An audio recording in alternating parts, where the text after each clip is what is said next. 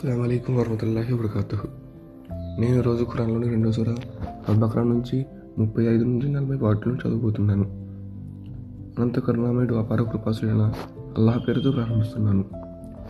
అయితే శైతాన్ వారి బదులని నిషేధిత వృక్షం గురించి లేనిపోని ఆశలు కల్పించాడు. వారిని పూర్తిస్థితి నుండి దిగజార్చి స్వర్గ సుఖాల నుండి దూరం చేశాడు. అప్పుడు మేము వారితో, మీరంతా ఇక్కడి నుంచి దిగిపోండి, మీరు ఇక్కడి కొరకు శత్రువులు, ఒక నిశ్చిత కాలం వరకు మీరు భూలోకంలో జీవితం గడపండి. అప్పుడు ఆదం తన ప్రభువు నుండి కొన్ని మంచి భాషలను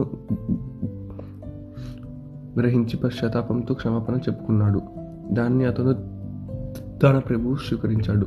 ఆయన గొప్ప క్షమాశీలుడు, అమిత దయావంతుడు. మేమిలా అన్నాం, మీరంతా ఇక్కడి నుంచి దిగిపోండి.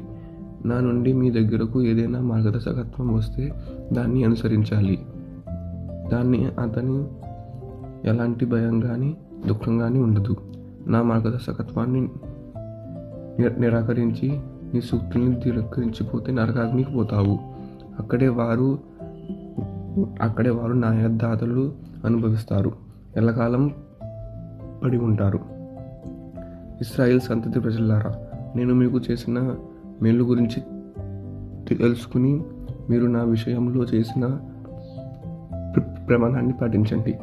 నేను మీకు చేసిన వాగ్దానం నెరవేరుస్తాను. మీరు నాకు మాత్రమే భయపడుతూ బ్రతకండి. అస్సలాము అలైకుం వరహ్మతుల్లాహి వబరకాతుహు.